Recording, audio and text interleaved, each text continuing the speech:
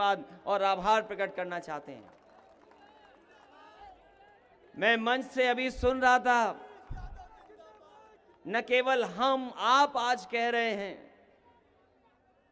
जिस दिन से हमारे किसानों ने आंदोलन शुरू किया है, जिस दिन से ये आंदोलन किसानों का शुरू हुआ है, कोई भी राजनीतिक दल पार्टी बनी रही होगी, उसने एक ही नारा दिया, जय जवान जय किसान। और जब मैं इस महापंचायत में देख रहा हूं तो हमारे बहुत सारे बुजुर्ग किसान बैठे हैं, ये नौजवान दिखाई दे रहे हैं। और आज ये मैं कह सकता हूं, जब आंदोलन का 100 दिन हो गए, दिल्ली में किसान बैठे हैं, जब 100वां दिन आज शुरू हो रहा है, मुझे पूरा भरोसा इन किसानों और नौजवानों पर। ये किसान और नौजवान तब तक संघर्ष करते रहेंगे जब तक देश का ये किसानों का 3 कानून वापस नहीं हो जाएंगे। और हम अपने किसान भाइयों को भरोसा दिलाते हैं कि ये लड़ाई जरूर आपकी है, ये लड़ाई किसान भाइयों आपकी जरूर है, लेकिन इस लड़ाई से हमारे भारत का और हमारी भारत की मिट्टी का भविष्य जुड़ा हुआ है, इसलिए हम आपके साथ ईमानदारी से खड़े हुए हैं। सोचो, कभी हमारे बुजुर्ग यहां बैठे हैं, इनकी पीढ़ी दर पीढ़ी खेती करती आई है। एक पीढ़ी ने खेती की, अपने दूसरी पीढ़ी को खेती के लिए तैयार कर दिया। हमारी पीढ़ी, ये बैठ जाए हमारे बुजुर्ग दादा जो कह रहे हैं, इनका कहना मान लो, ये दाएं वाले लोग, ये दाएं हाथ पे जो है उनका कहना मान लो, बैठ जाओ बैठ जाओ, ताली मत बजाओ, बैठ जाओ। आप किससे निवेदन कर रहे हो, बैठ जाइए आप लोग। उन्हें बैठने के लिए नहीं, आपको बैठने के लिए कह रहे हैं भाई। हमारे बुजुर्ग जानते हैं। सोचो, अभी खेती नहीं होती, अगर ये हमारे खेत नहीं होते, खाने का आप पैदा नहीं करते, अगर हमारे किसान अन्नदाता अगर खेती ना करें, तो बताओ जीवन क्या है धरती पर। क्या हम बिना खाए हम कितने दिन जिंदा रह सकते हैं।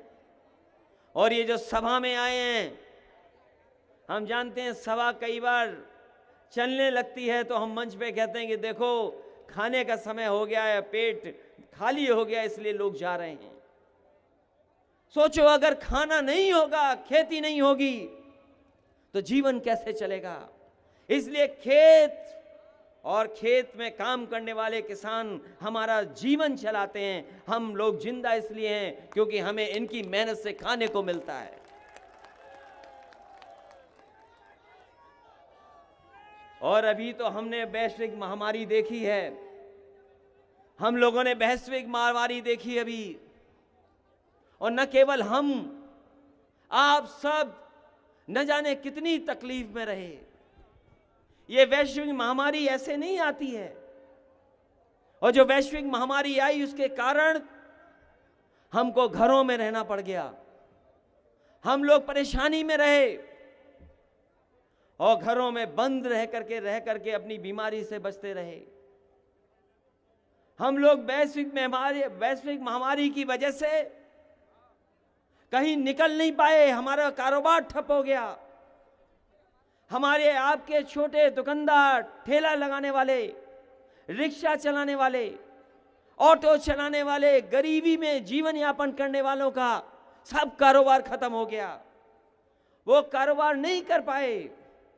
अगर उस समय भी वैश्विक महामारी के सामने कोई अपने खेत पर निकला तो वो केवल किसान था, और किसान की वजह से आज हमारा देश बच गया। ये जो सरकार कभी कभी आंकड़े दिखाती है कि हमारी अर्थव्यवस्था ऐसी है, अगर अर्थव्यवस्था को हम देखें अपने, और ईमानदारी से मैं कहना चाहता हूं, चाहे ये पत्रकार हों, ये भी जानते हैं ईमानदारी से, अगर हमारे किसानों ने खेतों में काम नहीं किया होता तो हमारा देश बर्बादी की कगार पर चला जाता। हमारे देश में को दुनिया में अपमानित होना पड़ जाता। ये किसान हैं जिन्होंने हमारे देश का सम्मान बचाया, उस वैश्विक महामारी में अपनी पैदावार को कम नहीं होने दिया, ईमानदारी से काम करते रहे। और वैश्विक महामारी आई, हमने आपने मुंह बंद कर लिया। हम लोगों ने ऐसे मास्क बनवाए, नाक और मुंह बंद हो गया। इस बीमारी से बचने के लिए बताओ, हमने आपने अपने नाक और मुंह बंद किए कि नहीं किए? बताओ। कोई नहीं बचा, डर रहे थे कि पता नहीं क्या हो जाएगा। लेकिन किसान भाइयों और नौजवानों, हम आपसे जानना चाहते हैं कि वैश्विक महामारी ने हमारे नाक और मुंह बंद करा दिया, लेकिन पता नहीं किन लोगों ने भारतीय जनता पार्टी की आंख और कान बंद कर दिए हैं, जिन किसानों की ये सुनवाई नहीं कर रहे और तकलीफ और परेशानी को देख नहीं पा रहे। कौन है जिन्होंने इनकी भारतीय जनता पार्टी के सरकार में बैठे लोगों की आंख बंद कर दी है? कौन लोग हैं जो सुन नहीं पा रहे हैं? बताओ। 200 से ज्यादा किसान आंदोलन में जान दे गया, हमारे किसान शहीद हो गए।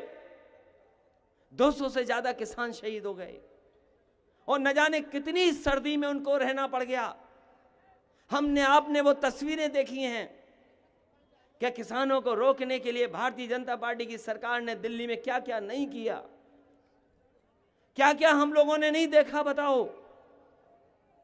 जैसे कभी हमने सीमा पर सुना होगा कि सीमा पर ऐसे किया जाता है, वही चीजें हमारे किसान जो हमारे अन्नदाता हैं उनको रोकने के लिए भारतीय जनता पार्टी ने किया।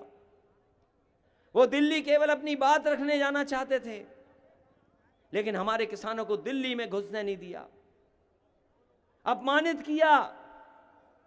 और इतना अपमानित किया कि हमारा किसान और मजबूत हो गया और उसने कहा कि सरकार कुछ भी हमें कहती रहे, लेकिन हम सरकार के लड़ करके दिखाएंगे। और 26 जनवरी को ट्रैक्टर लेकर के उन्होंने यात्रा निकालने का काम किया। कोई सोच सकता है कि किसान इतनी महंगाई में ट्रैक्टर में डीजल डलवा करके ट्रैक्टर लेकर के निकले? और वो ट्रैक्टर यात्रा इसलिए ही हो रही थी क्योंकि वो सरकार को जगाना चाहते थे। हमारे किसान शहीद हो गए, सरकार नहीं जागी, हमारे ट्रैक्टरों की आवाज नहीं सुनी, और पूरे उत्तर प्रदेश और देश में ट्रैक्टर चले हैं। ट्रैक्टरों की भी आवाज और ट्रैक्टरों की भी सम्मान नहीं किया इन्होंने। पता नहीं किस बात का घमंड, किस बात का अहंकार है।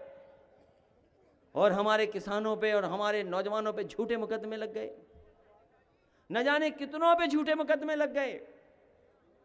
डीजल पेट्रोल नहीं ले सकते, ट्रॉली किसके पास है वो ट्रॉली वाले से या ट्रैक्टर के नंबर निकाल लिए और बताओ कीलें लगा दी, गड्ढे खोद दिए, आरसीसी का न जाने क्या क्या लगा लिया, आरसीसी की न जाने कैसी कैसी दीवारें बनाई। ये भारतीय जनता पार्टी के लोग हमारे किसानों को नहीं जानते हैं। हमारे ये वो किसान हैं जिन्होंने सदियों से अपनी मेहनत करके और अपनी एड़ी की ठोकर से न जाने कितनी खेत और खेती ठीक कर दी है। ये समय मिलेगा, यही किसान ऐसी ठोकर मारेंगे इन पर, इनको पता नहीं लगेगा कहां जाएंगे ये लोग। अगर ये दिल्ली में बैठ सकते हैं, अगर दिल्ली में बैठ सकते हैं, तो यही किसान और यही नौजवान इनको दिल्ली से भी बाहर करने का काम करेंगे। और हम आपसे कहना चाहते हैं, अगर आप किसान हो तो हम भी किसान हैं, हम भी किसान नहीं हैं। कोई ऐसा नहीं जो किसान ना हो।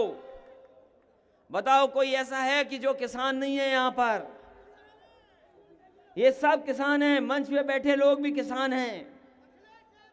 हम हो सकता है समाजवादी हों, लाल टोपी पहनने वाले हों, लेकिन हम भी किसान हैं, खेती है। और फिर नेताजी को तो यही तो कहते हो कि धरती पुत्र है नेताजी। तो ये भारतीय जनता पार्टी के लोग जान लें नेताजी धरती पुत्र हैं तो हम समाजवादी लोग भी धरती पुत्र उसी तरीके से हैं। हम लोग जानते हैं कि कब फसल कौन सी आने वाली है। और अब ये जो धान चला गया हमारा, जब किसान को धान की कीमत चाहिए थी एमएसपी, और एमएसपी हमने आपने नहीं तय की, ये सरकार का फैसला था, ये एडमिनिस्ट्रेटिव फैसला है कि एमएसपी मिलनी चाहिए। केंद्र बना करके, खरीद के केंद्र बना करके किसानों की फसल की एमएसपी दें, ये व्यवस्था थी। इस व्यवस्था को खराब अगर कोई कर रहा है तो भारतीय जनता पार्टी के लोग कर रहे हैं। बताओ धान कितने में बिक गया? अगर धान पैदा हुआ होगा तो 900, 1100, 1200 रुपए में बिक गया, 900, 1100, 1200 में बिक गया। और हमारे मक्का, हमारे यहां बहुत पैदा होती है कन्नौज में मक्का। हमारे मुख्यमंत्री जी को पता ही नहीं है कि मक्का कितने में बिक गई। कहां पूछा मक्का? मक्का का कोई हिसाब किताब नहीं, मक्का ऐसे ही चली गई। और अभी तो खुदाई भी चल रही है आलू की, यहां से लेकर के कन्नौज और कानपुर देहात तक, फर्रुखाबाद, ये पूरी आलू की बेल्ट है। अगर सरकार कहीं आलू खरीदती हो तो बता दो हमें। जो कुछ है घाटा किसान के ऊपर और मुनाफा उद्योगपति ले जा रहे हैं। और आपसे बेहतर कौन जानता होगा कि जो चीज किसान पैदा करता है उस पर मुनाफा बड़े बड़े लोग कमाते हैं। और इधर लॉकडाउन के अंदर जो ये बीमारी आई, वैश्विक महामारी के अंदर, वो जान गए हैं कि मुनाफा सबसे ज्यादा किस में है। ये उद्योगपति, बड़े बड़े कारखाने वाले, वो जानते हैं कि मुनाफा किधर है। ये 10 महीने, 11 महीने में जान गए कि मुनाफा दवाई में और खाने में है। इसलिए उन्होंने चुपचाप उस वैश्विक महामारी के अंदर किसी किसान से, किसी पॉलिटिकल पार्टी से, किसी मजदूर से नहीं पूछा और चुपचाप वो कानून बना दिए। और ऐसे काले कानून हैं कि हमारी खेती भी छिन जाएगी, फसल की कीमत नहीं मिलेगी, और अगर हम अपना न्याय मांगने भी जाएंगे तो हमें कोई न्याय देने वाला भी नहीं है। ये व्यवस्था भारतीय जनता पार्टी के लोग कर रहे हैं। बताओ भारतीय जनता पार्टी के कितने लोगों पर खेत हैं? मैंने लोकसभा में पूछा, मैंने जब प्रधानमंत्री जी का भाषण सुना राज्यसभा में, और आजकल तो सब मोबाइल वाले लोग हैं, कोई ऐसा नहीं जो मोबाइल न चलाना जानता हो या न देख पाता हो। जब राज्यसभा में प्रधानमंत्री जी ने कहा कि एमएसपी थी, एमएसपी है, एमएसपी रहेगी, तो जब हमें लोकसभा में बोलने का मौका मिला तो मैंने पूछा, ये बताओ जहां के राष्ट्रपति जी हैं जिस क्षेत्र के, वहां कहां एमएसपी मिल रहा है हमारे किसानों को? प्रधानमंत्री जी बताएं जहां से चुन करके आते हैं। और जिस प्रदेश ने भारतीय जनता पार्टी की सरकार बनाई, यही उत्तर प्रदेश है। उत्तर प्रदेश के भाइयों बहनों, किसानों, नौजवानों, इसी प्रदेश ने सरकार बनाई है। बताएं प्रधानमंत्री जी कहां पर एमएसपी मिल रही है? और ये दिल्ली वाले मंत्री और प्रदेश वाले मंत्री, दिल्ली वाले मंत्री और प्रदेश वाले मंत्री, न जाने कितने मंत्री हैं, बताओ कहां एमएसपी मिल रही है? ये बीजेपी वाले कहते थे कि हमारी पार्टी का मेंबर बनना है तो मिस्ड कॉल मार दो, मिस्ड कॉल कर दो। हम नौजवान और किसान भाई जानना चाहते हैं, वो बीजेपी वाले नंबर बताएं जिस पर हम मिस्ड कॉल कर दें और हमें एमएसपी मिल जाए। वो नंबर बताएं हमें। और जब हम धान की एमएसपी मांग रहे, गन्ने की बात कर रहे, जब हम लोग, हाँ, पूरे देश के किसान जब एमएसपी की बात कर रहे थे, जब किसान अपने धान की कीमत मांग रहा था, गन्ने की कीमत मांग रहा था, खेती की बात कर रहा था, तो हमारे दिल्ली के प्रधानमंत्री और उत्तर प्रदेश के मुख्यमंत्री कह रहे थे स्ट्रॉबेरी में बहुत मुनाफा है। ये स्ट्रॉबेरी क्या है?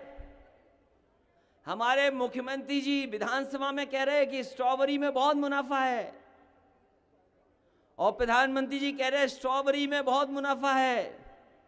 अरे अलीगढ़ के भाइयों, कहाँ है स्ट्रॉबेरी, ये बताओ हमें। मथुरा में कहाँ मिल रही है स्ट्रॉबेरी?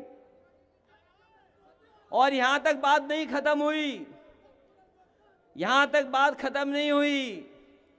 हमारे मुख्यमंत्री जी को बता दिया कि काला गाजर का कोई हलवा होता है। वो पता नहीं कहां से जानकारी करके आ गए, तो काले गाजर के हलवे की चर्चा कर रहे थे।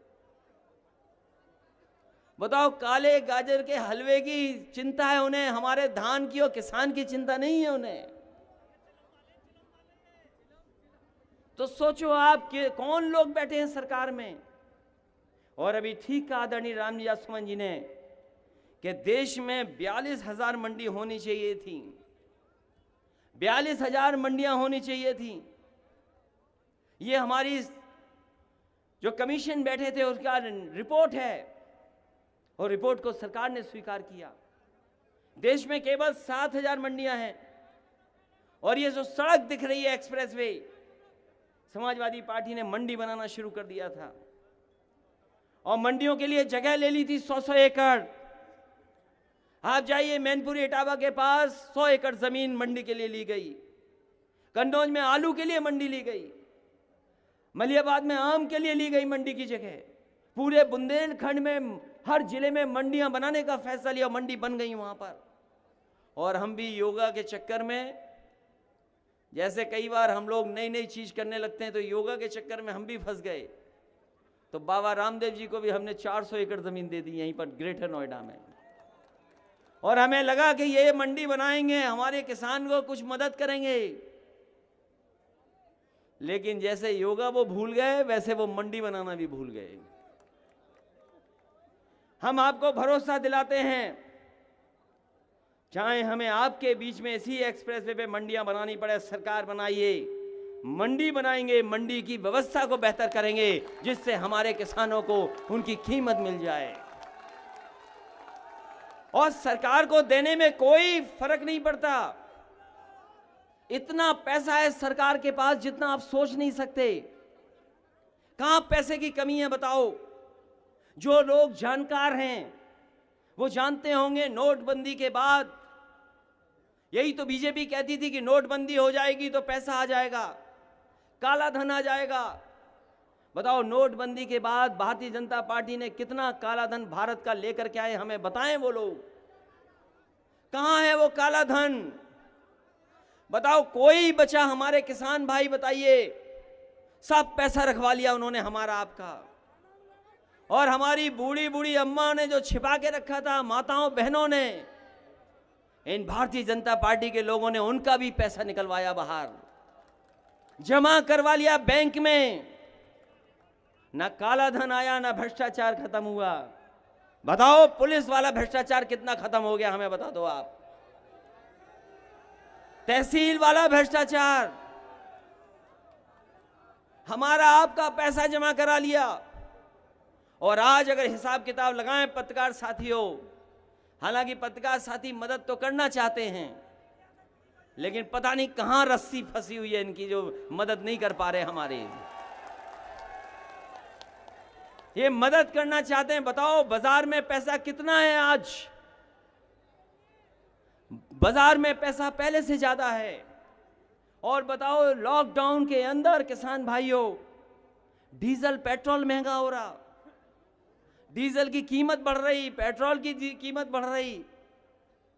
हमारे उज्ज्वला जो दिए थे सिलेंडर, अब बताओ 1000 के पास पहुंच गया। हम केवल ये जानना चाहते हैं कि ये महंगाई से, डीजल पेट्रोल से जो मुनाफा हो रहा है, जो सरकार पैसे कमा रही है, वो आखिरकार बताएं। यहां के किसान, यहां के नौजवान ये जानना चाहते हैं इस बात को।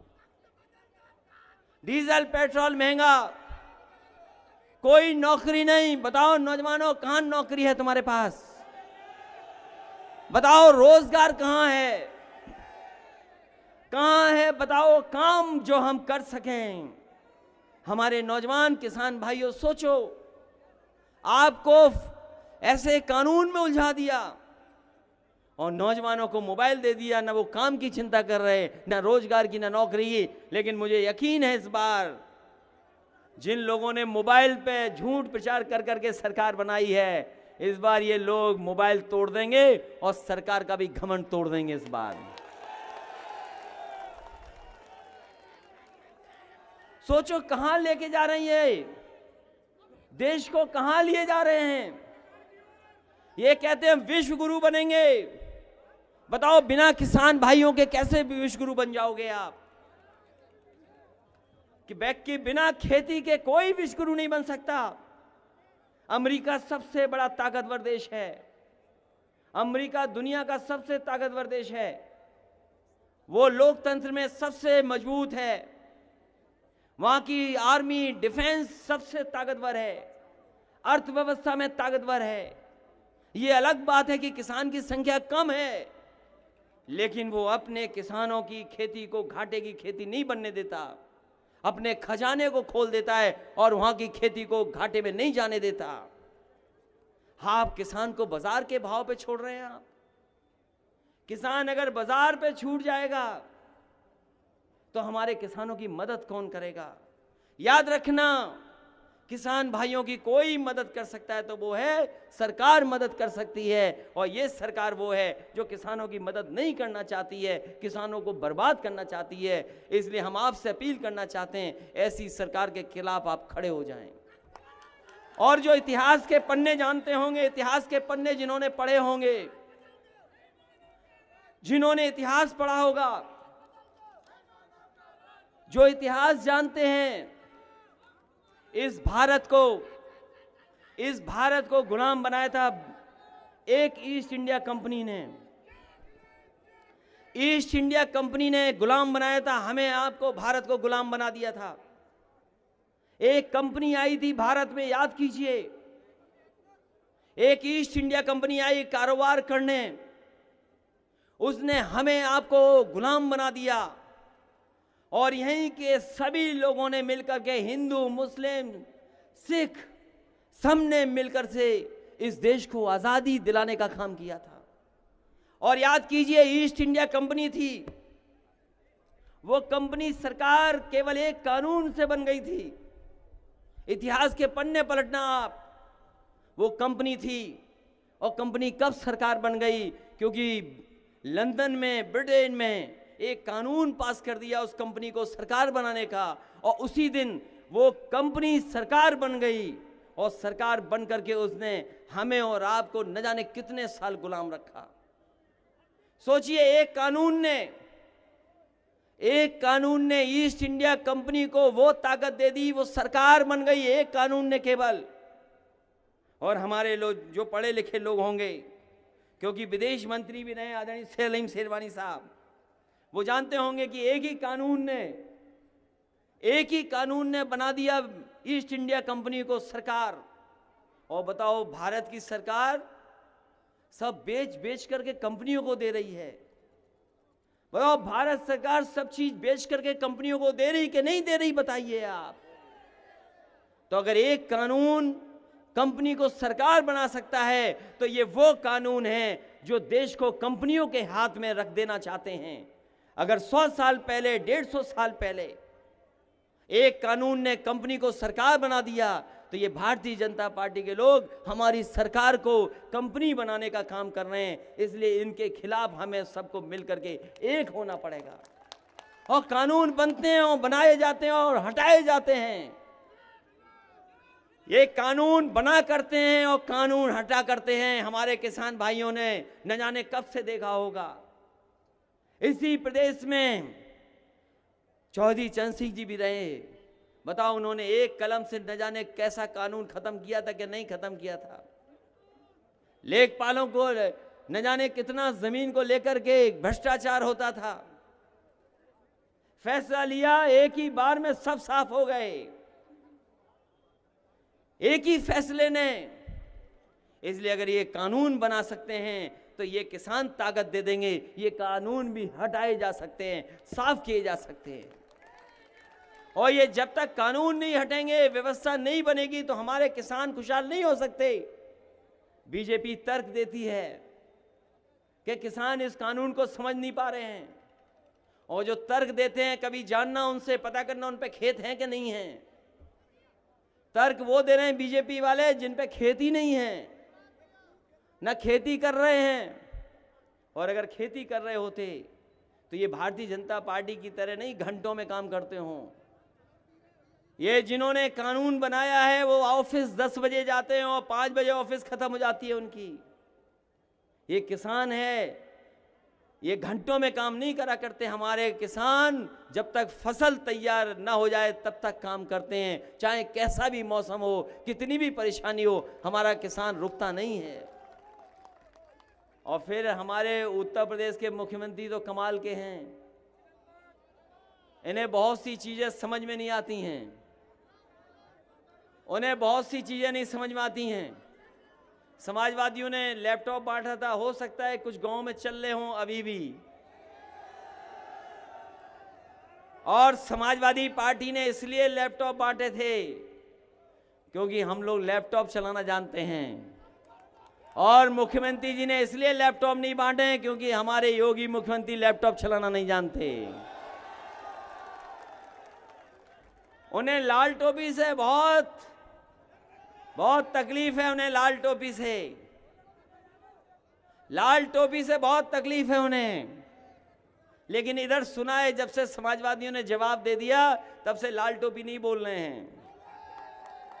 वैसे एक चीज मैं बता दूं आपको, जितनी अच्छी हमें लाल टोपी लग रही है, जितनी अच्छी लाल टोपी हमें लग रही है, अगर कभी मुख्यमंत्री जी एक बार पहन लें तो कितने सुंदर दिखेंगे आप सोच नहीं सकते। और फिर ये लाल रंग कोई हमारा नहीं है, ये लाल रंग क्रांति का रंग है, और मैंने कई मौकों पर कहा ये इमोशंस का रंग है, इमोशन का रंग है, ये भावनाओं का रंग है लाल। जब हम खुश होते हैं तो हमारा चेहरा लाल होता है, दूसरी तरह से खिलखिला जाता है। हम दुखी होते हैं तो हमारे कान लाल हो जाते हैं, और जब कभी हमारा मुकाबला पुलिस से होता है तो देखा होगा हमारा भी मुंह लाल और उनका भी मुंह लाल। और ये पुलिस वाले तो वैसे ही चक्कर में फंस गए, वैश्विक महामारी में इनके भी पैसे कट गए हैं। कोई बता दे पुलिस वाला जिसका पैसा ना कटा हो, एक बता दो हमें। कोई खड़ा हो एक बता दे वेतन कटा है कि नहीं कटा है। आप जब जाओ तो पुलिस वाले के बगल से गुजरोगे तो पूछना, बताओ वैश्विक महामारी में तुम्हारा नोट पानी कटा कि नहीं कटा, ये बताओ पहले। और ये भी जानते हैं कि वैश्विक महामारी में डंडा लेकर के वसूली भी कर रहे थे कि नहीं कर रहे थे, बताओ। समाजवादियों ने ये गाड़ियां दी इनको 100 नंबर वाली गाड़ी, और हमारे बाबा जी ने 112 कर दी। ये नाम बदलने वाले हैं। अभी मैंने एक पत्रकार साथी को कहा कि ये लखनऊ में आए हो, जिस नाम से आए हो जरूरी नहीं है उसी नाम से वापस चले जाओ। अगर लखनऊ गए एक नाम से और जब वापस आओगे तो हो सकता है दूसरा नाम हो जाए तुम्हारा। हमारे मुख्यमंत्री जी नाम बदलने वाले मुख्यमंत्री हैं, उद्घाटन का उद्घाटन करने वाले हैं, शिलान्यास का शिलान्यास करने वाले हैं। और जितने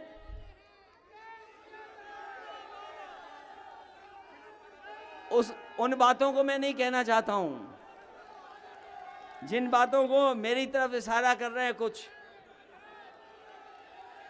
उन बातों को मैं नहीं कहना चाहता हूं। लेकिन कहावत है एक, मैं कहावत तो जरूर सुना दूंगा। अब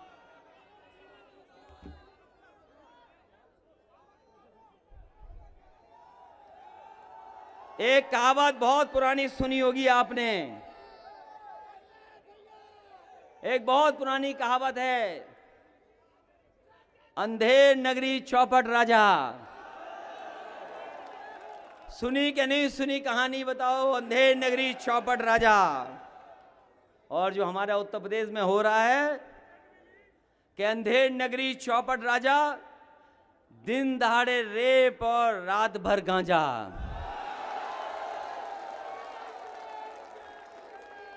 अंधेर नगरी चौपट राजा, दिन दहाड़े रेप और रात भर गांजा। जिसको भी देखना है तो यूपी में आ जा। बताओ कानून व्यवस्था की क्या हालत कर दी है। क्या हालत कर दी कानून व्यवस्था की। और हमारे मुख्यमंत्री जी कहते हैं ठोक दो, विधानसभा में कहते ठोक दो, और ठोक दो के चक्कर में पुलिस को नहीं पता किसे ठोक दें और जनता को ये नहीं पता किसे ठोक दें। बताओ, हमारी ऐसी सरकारें चल रही हैं। इसलिए इन सरकारों पे भरोसा मत करो किसान भाइयों। मैं आपसे इस महापंचायत के माध्यम से इतना ही अपील और निवेदन करने आया हूं कि अगर आप किसान हैं तो समाजवादी पार्टी के लोग भी किसान हैं, और आप लड़ाई में हैं तो समाजवादी पार्टी आपकी लड़ाई के साथ खड़ी हुई है। और हमने राकेश टिकैत जी को भी कहा, जिस समय तकलीफ में थे, जिस समय वो किसानों के आंदोलन को लेकर के भावुक हो गए, जिस समय किसान का आंदोलन इतने दिन सर्दी में चलाया, और जब वो भावुक हो गए तो आपने सबने टीवी पर देखा। उसी दिन मैंने उन्हें फोन किया और कहा कि आप बहादुर बाप के बहादुर बेटे हैं, आप घबराओ मत, समाजवादी पार्टी आपके साथ खड़ी है। और हम लोगों ने आंदोलन किया। हम लोग किसान यात्रा लेकर के जाना चाहते थे किसानों के संग। अगर देश में कोई किसान आंदोलन में सबसे पहले गिरफ्तार हुआ तो वो समाजवादी पार्टी है। समाजवादी पार्टी और हमें गिरफ्तार किया इन पुलिस के लोगों ने।